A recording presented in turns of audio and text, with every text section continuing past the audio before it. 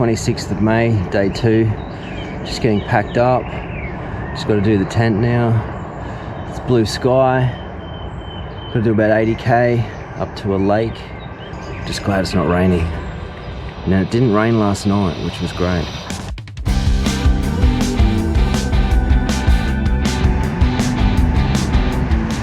Love how cheap the fruit and veg is in Italy. It's great. I just got a few bananas, an apple for about $1.10, or €1, 20 cents or something.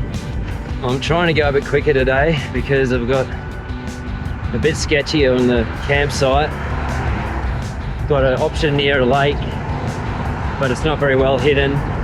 And I've got to go through farmland. I think I've got 3k of off-road, which could be soggy too, which I might end up doubling back if it's too wet. So today could be a challenge. I'm back in an orchard again.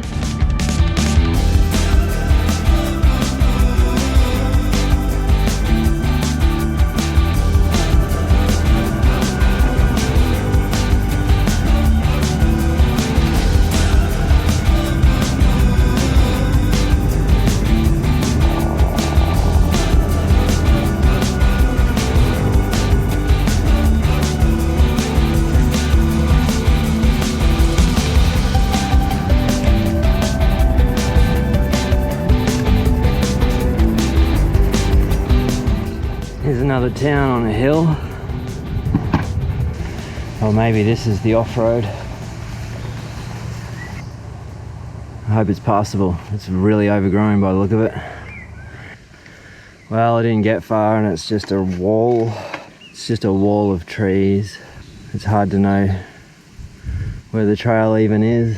It doesn't look like the backtrack is going to be so bad. I've just created a road bike route on Komoot to Orte, and yeah, it was just the next turn off up the road. When I looked on Komoot, I couldn't see any roads. Maybe the smaller roads aren't marked like the bigger roads.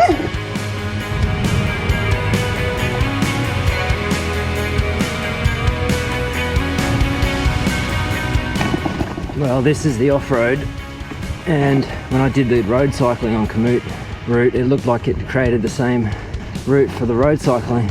So it must be the only direct way through to Orte. Well, it looks like I was worrying about nothing. This route, this off-road route, is following a ridge line, so it's pretty it's hard gravel. It's fine.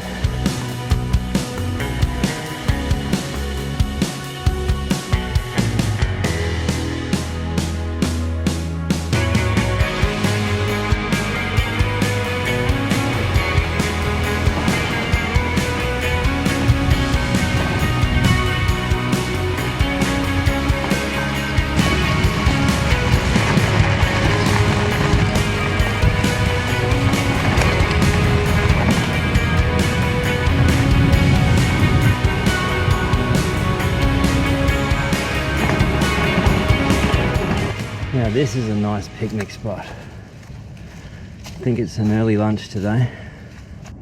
Hell yeah. Alright, got the Billy brewing for me coffee. This is a great spot.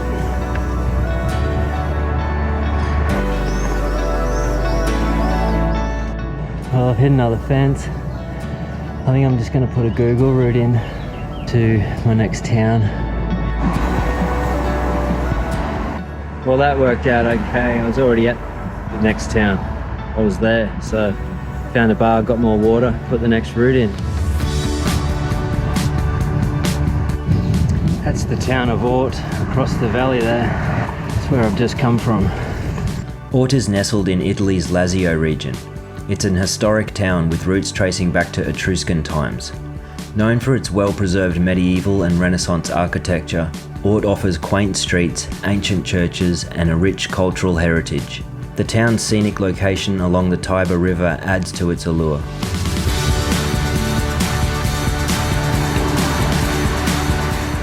Well, I thought I was done with the climbing for the day, but I've got to go up another 260. It's warm now. Still a nice breeze, but there's a little bit of bite in the sun. Well, this climb's pretty brutal. I just pulled over for a rest. It's feeling every bit of that 28 degrees. I think it's got to be in the 30s in the sun here. About 90 something percent humidity, so it's brutal. I'm so glad I got these pedals that are platform one side, SPD the other side. So when I start to get hot spots, I can flip them over and just use the platform. Feels so much better. Another break. It's gotten a little bit cooler at 287 elevation. That house has a great spot there. I'm coming into a little town. I had no idea there was a town up here. There's too much to do, so much to think about all the time. This is going to be the best Powerade I think I've ever drank in my life. Alright, recharged. Only got about 36k to go to get to near the first campsite I'm going to check. Well, we're going off-road again. Well, that didn't last long. About 100 meters down and it's overgrown completely. Well, that track only goes a few hundred meters and it comes straight back onto this main road out of town. I don't know why they bother doing that. I think that's where the track comes out there. Yeah, that was it.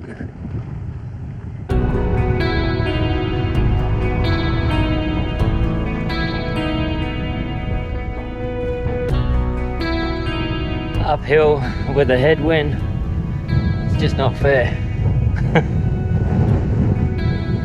But I keep just reminding myself that I'm in Italy.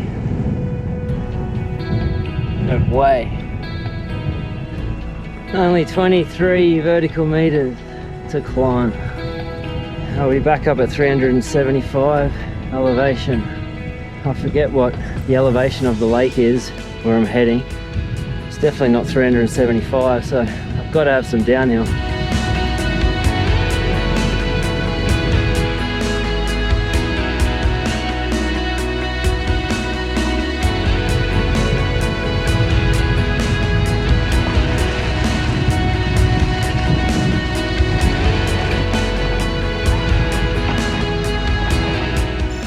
Wow, that road just ramps straight up, but it's in the shade and it's sealed, so can be thankful for that. This is pretty gnarly. I think I'll walk up here. It's about 20% and muddy.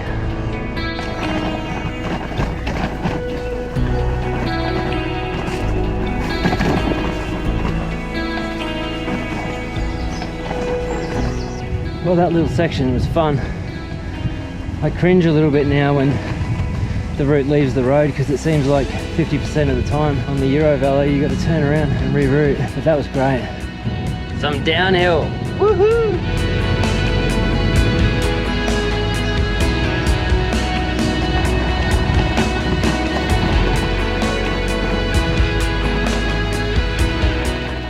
Oh, this is pretty cool.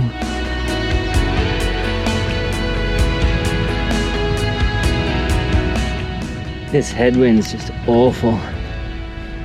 I'm inside about 8k till the little town is Bacci or Basci, where I'm going to go to the supermarket, and then the lake that I'm hoping to camp next to is only a couple of k past that. Well, I'm pretty buggered, but the scenery is just beautiful.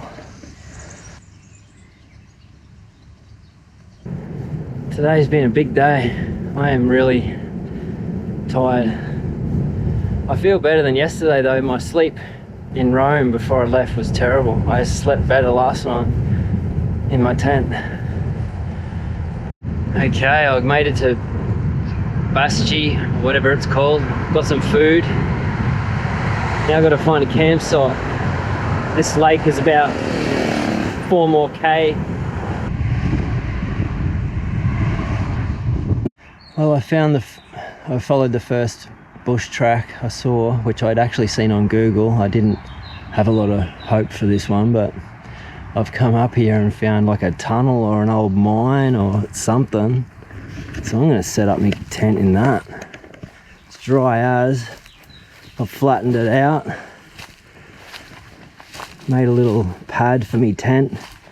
Found a bit of timber to make a screed out of. Flattened it all out. Bloody beautiful. Don't even have to put the fly up. And it's cool in here. Well, I'm all cleaned up. Had dinner. This is a great spot. There's hardly any mosquitoes either. And just did a little drone flight. And I'm hunkered down for the night. What a spot.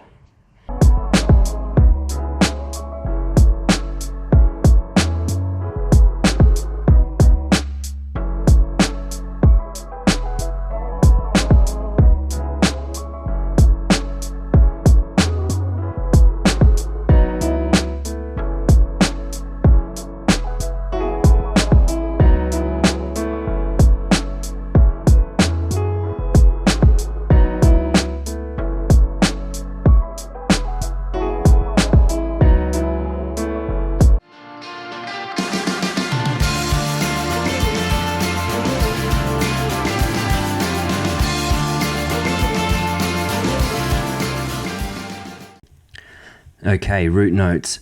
This is Civita Castellana where I started, and the first point where I had to turn around was here. On the Garmin map, this road is actually marked as a road. This is where I hit the wall of trees right here and had to turn around. On this map, it's marked as a road, and on the Eurovelo, it's not even marked as a road here. But if you take the next left, that's a good road. So this is the dirt road that goes through to Orte. This is dirt all the way, or not all the way, but a long way. And this is not where I thought it was when I said there was no road on the map. I was confusing this map with the next map. But that's an easy fix. Go to the next left and you'll avoid that part there. The next place I had to turn around was in this town, Penna in Tervarina. This is where I hit another overgrown part. This is quite a steep gravel hill, so you might want to avoid this. I think by default they try to avoid traffic on cycling routes if they can. But I mean, it's a quiet town, so it's a waste of time. Here's the route, the Eurovelo route. You just go straight and take a left at the roundabout, and that's fine there. And I should say, while I'm thinking of it, the Eurovelo 7 from Vatican City or Rome to Bologna is not easy. It's a challenge. It was easier riding in the Alps than it was doing this, because the Alps don't have 20%, 15% grades, and it's cooler up there. So these are definitely challenging. You need an intermediate level of fitness. And I'd been riding for 10 years and I still trained for 4 weeks before I left. And I found some days were really tough. And I wasn't doing big kilometers. My biggest day was only about 115 kilometers. Komoot says I think all of these routes are classed as expert on Komoot. I wouldn't go that far. I wouldn't class myself as an expert. You know, some people do 115 Ks by lunchtime. That's definitely not me. So don't be scared to have a crack. If you're an intermediate rider, do a bit of training. Make the training closer to it's going to be the conditions that you're going to face when you get there. Slowly add weight to your bike. You know, do climbs. And a week before you go, you should be riding with all the weight you're going to have and similar conditions that you're going to be riding, and you'll be fine. That's what I did, just built up slowly. And for anyone who's interested, the camp spot that I found near the lake was here. That's it there. That's the turn off you take for the Eurovelo 7. So it's quite close. You don't have to go far up. The bush track leaves here. And I'd say it's an old driveway for this property here, which must be abandoned now because this road doesn't look like it's had traffic for years. There was no one going up and down that. So I'd say that property's abandoned. It's difficult to get to the water One of the reasons I camped near the lake was in case I wanted fresh water, but there's a creek crossing right here, and there's good water here at this creek crossing if you need to filter water. But yeah, that was a top spot. Worked out really well. And the little tunnel is just in here.